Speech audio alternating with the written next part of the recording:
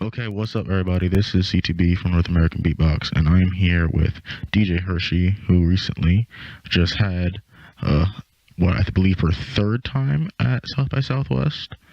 Yeah. Killing the game, representing the beatbox, whatnot, shooting some videos for sure, and everything like that. Like, we'll get to that in this interview, but we're just gonna have a little interview, profiling her as an individual, her as an artist, and the such thing, where she got to where she is now. Some tips for anybody that wants to be an artist, wants to be a performer, and the such, wants to make your own music and such. How to get gigs and the such. So yeah. So, for those that don't know HerShe, how about you just introduce yourself and who you are, what you do, what you've been doing, and what your niche is as an artist. Yeah. My name is HerShe, but better known as DJ HerShe, because I was a beatboxer first, but I've always loved. I didn't even think of my name until much later. I didn't even know what I was. I didn't have a name for the longest time. I wasn't really confused for one time. But I am a DJ and a beatboxer, and I've been beatboxing for 9 years and DJing for six. And yeah, I've been just doing it up. I was 11 when I started beatboxing, and I was 14 when I started DJing. She's been grinding since her prepubescent days, yo. That's true. I never even kissed a person before I started beatboxing, so. Oh, she an OG for that, yo. All right, now for any people out there that might be interested in getting like gigs and whatnot, how would you go about doing that? Because you're somebody that has gigs pretty regularly as a DJ and whatnot, and I know as some stuff that you've like, I've seen some video online and whatnot, some stuff I've seen of you. I know you mix some your beatboxing, with your sets and your DJing Yep. and the Hmm. such. Throw your little personality and your swagger in there, so you have your own kind of identity as an artist. So how would you go about, if you were telling somebody that wants to become an artist, how would you go about telling them, ways to get gigs, way to kind of form their own identity as an artist and the such?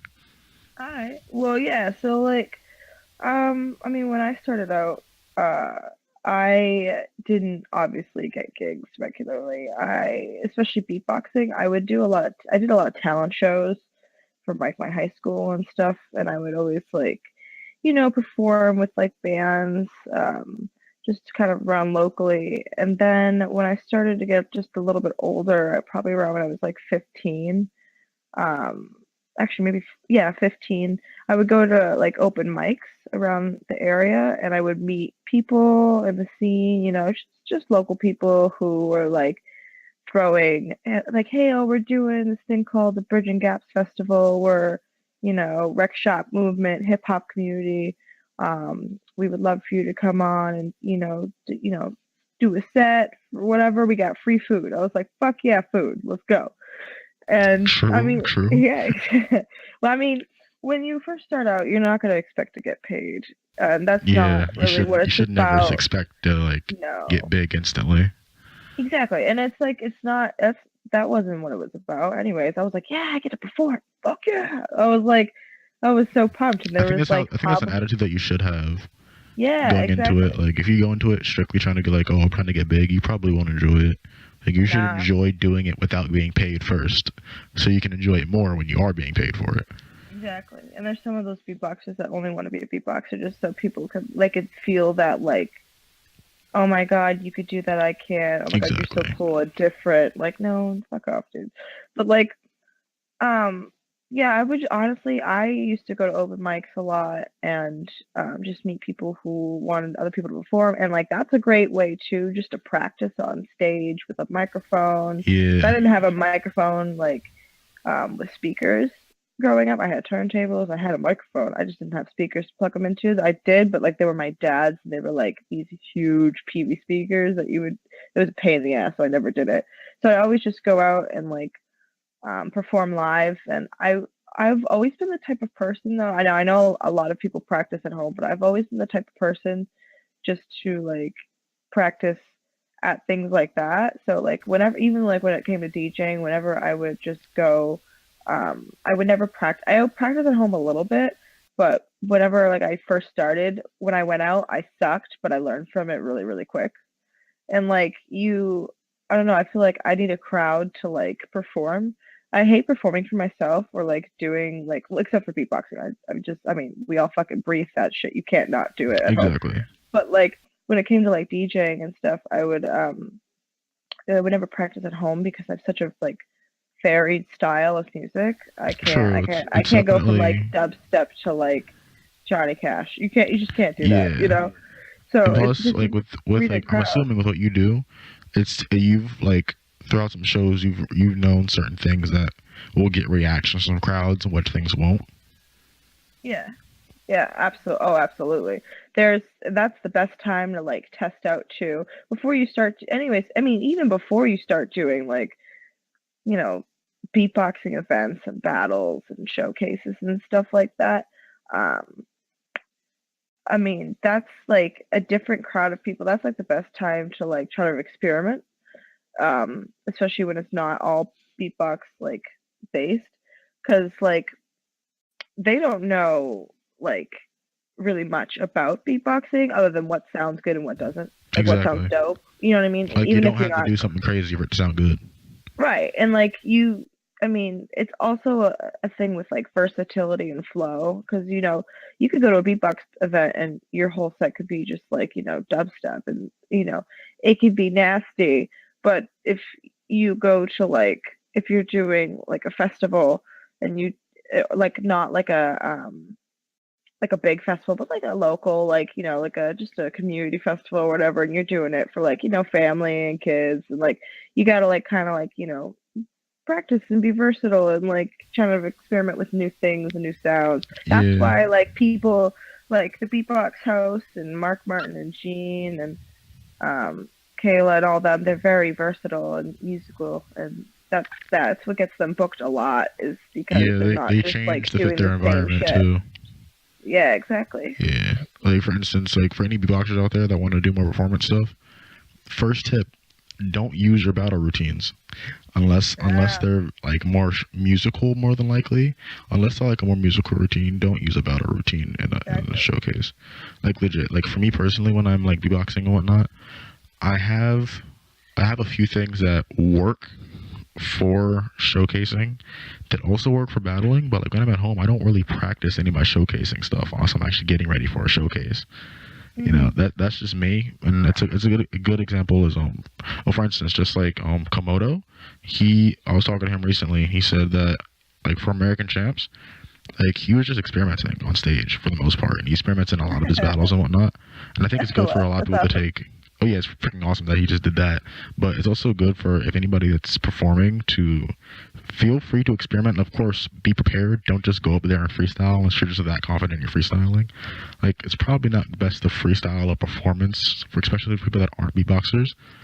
Like have some things prepared that may be a familiar tune that they can maybe sing along to if you want to. Melody they may recognize and the such. But be prepared, but also maybe think of like trying some new stuff that might be able to boost your versatility in the future. Yeah, exactly. And like for like I mean for beatbox going back to like the battling versus like the routines versus the showcasing and performing live, not battling. Uh, take your time too, because like when you're Yes. performing versus like battling, it's all hype, energy, adrenaline. Oh my fucking god, let's go, kind of shit. But like when it comes to performing, if you like really like sway with it and don't go all in, because if you go all in, you gotta give them a little bit of a little bit of taste of it, and then really once Yeah. you tease them a little bit, it's like foreplay, it's like mental foreplay, musical foreplay. That's what you gotta like, you know what I mean? Foreplay is important. You gotta give them that shit. You True. can't just True. go all in. They're gonna be like, okay, that's cool, now what? You did the drop already, you just got on the mic. Exactly. Like for instance, like just talking about that a lot. Like when we're battling, you have a minute 30 usually per round. When Mhm. you're performing, you're probably You gonna have have like more than a minute and a half.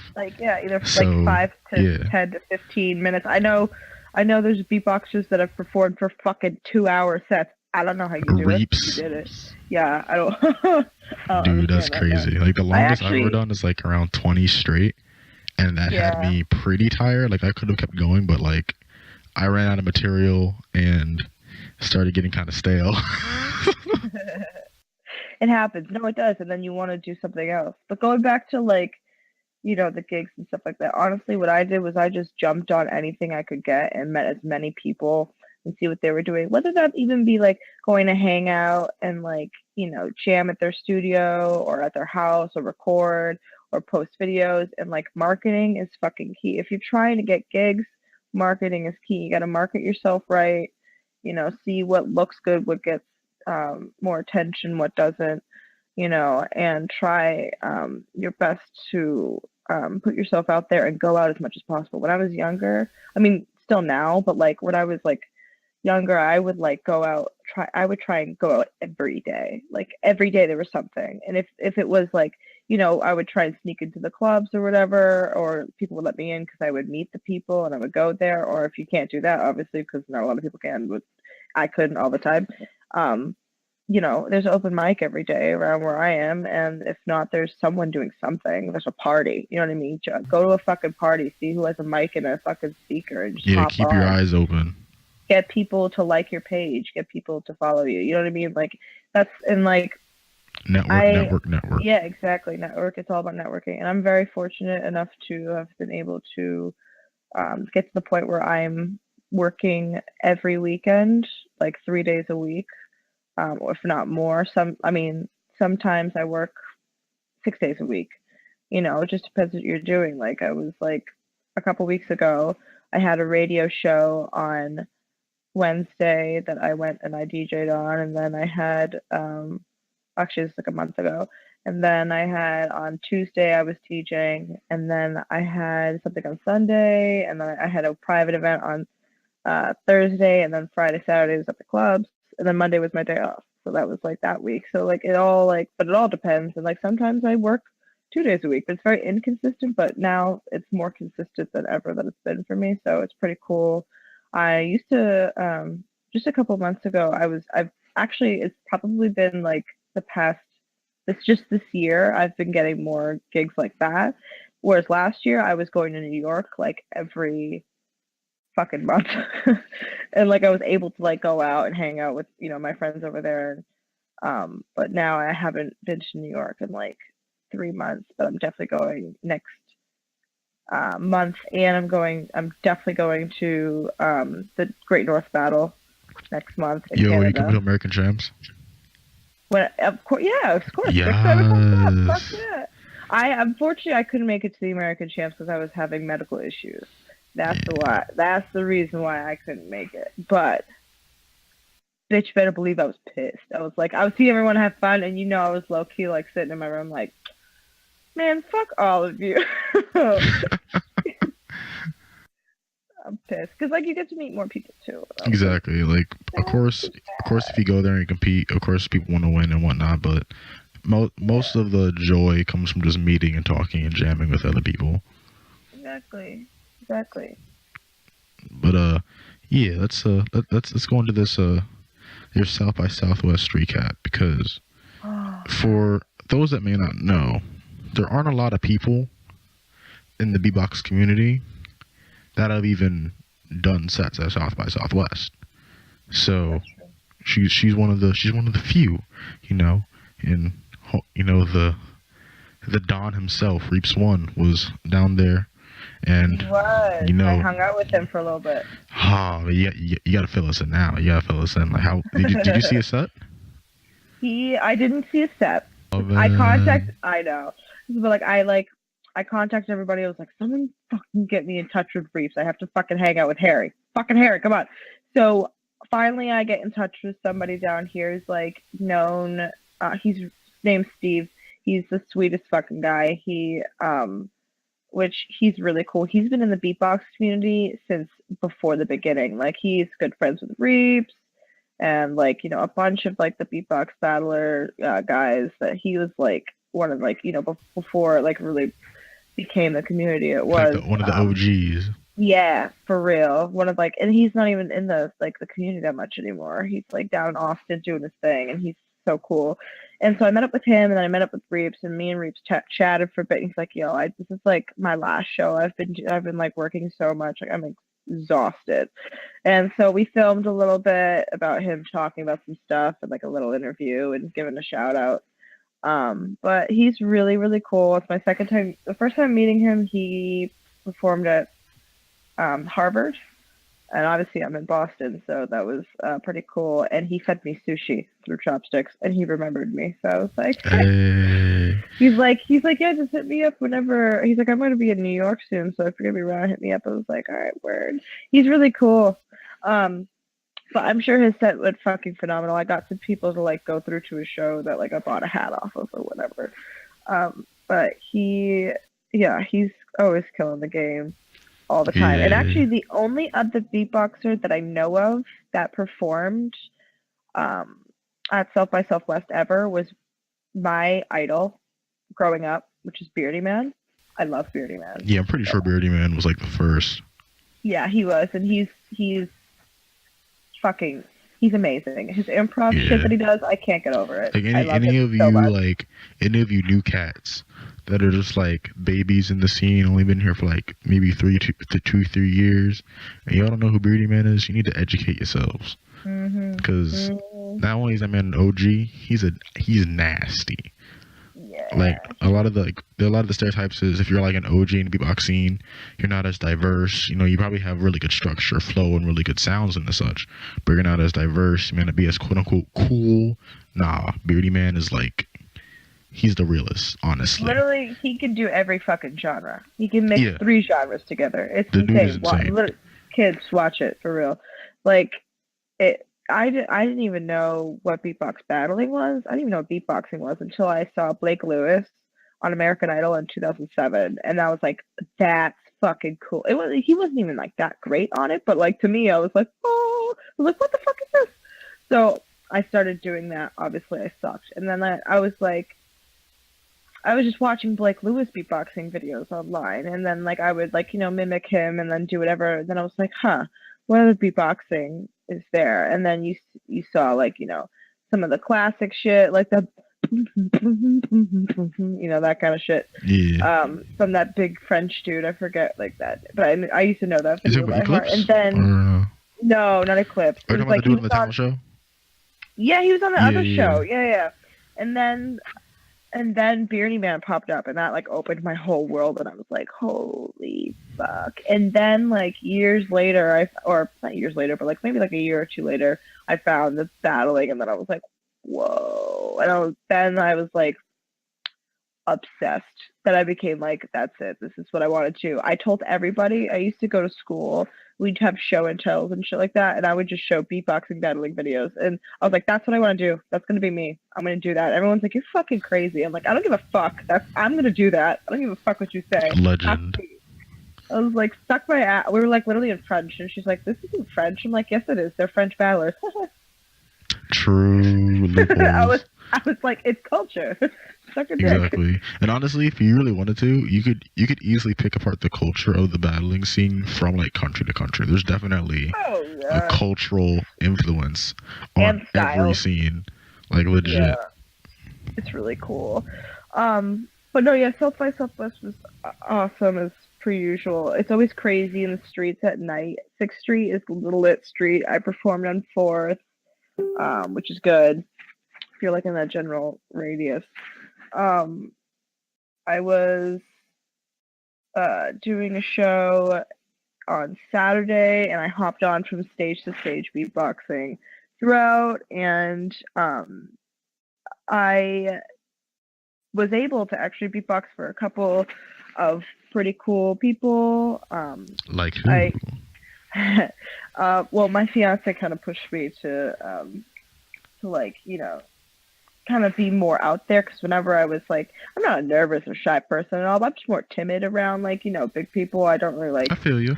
Get like, too excited. She's just like, do it. I was like, fine.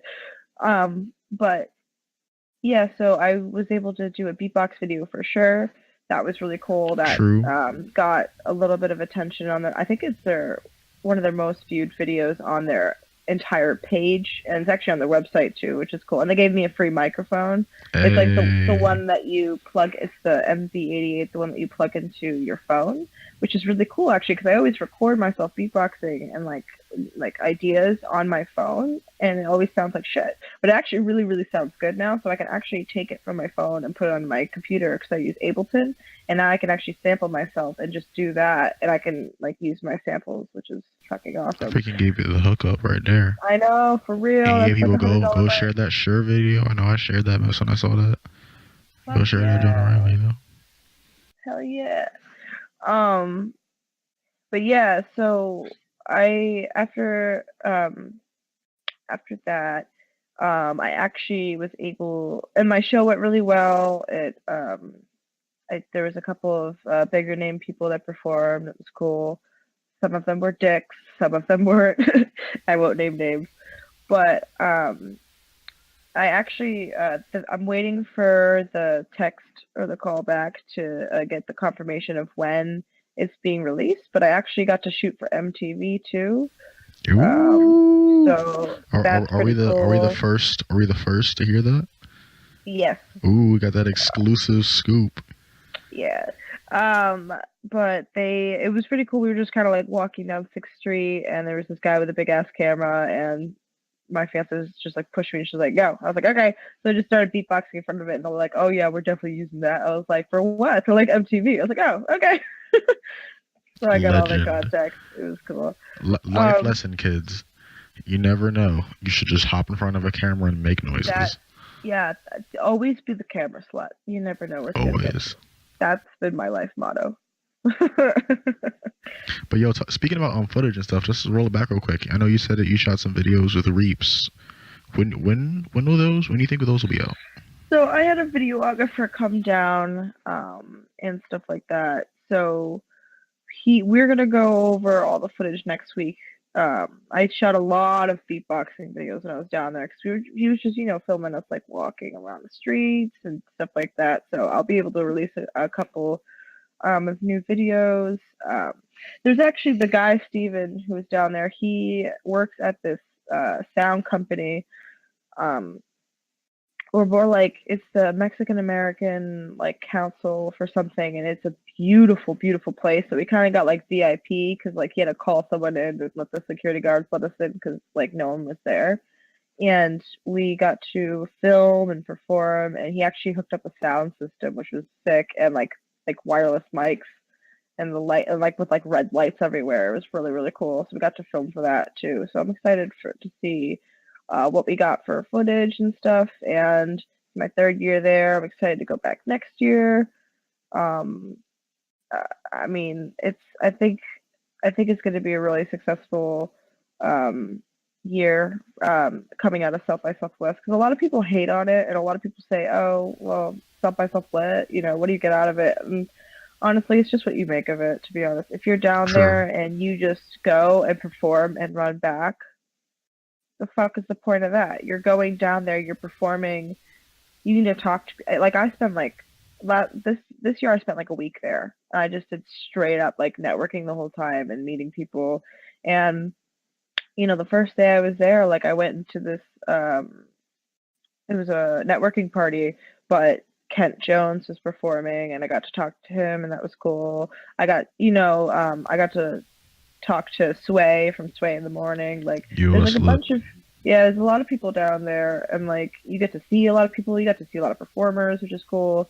But it's just like networking and what you make out of it, and you just got to play it smart and not like let opportunities slip up. And I feel like that's for every gig you get, though. For anybody who's listening, like any opportunity you get, you might be able to extend those opportunities if you don't let them slip by you. Yeah, exactly. But yo, keep us in the loop though with these videos that'll be coming out and whatnot. Let us know. We will be definitely sharing them and whatnot all over our social media and the such. Of course, hell yeah. I'll be posting them on Facebook and probably like, Instagram and shit and whatnot. And everybody go like her Instagram, like her Facebook, subscribe to her on YouTube, all that. You got a SoundCloud, right?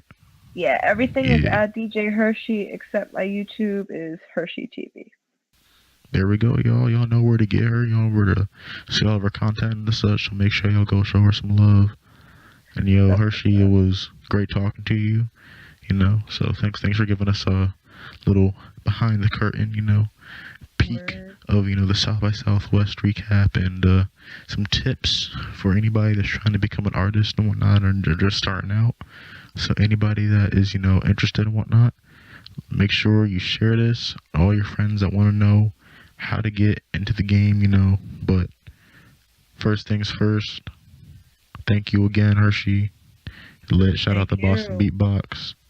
Shout out North American Beatbox. Hey. Yo, that's what's up. So we'll catch you guys next time. Probably interviewing some other people in the future. But yeah, that was that. Thanks for listening.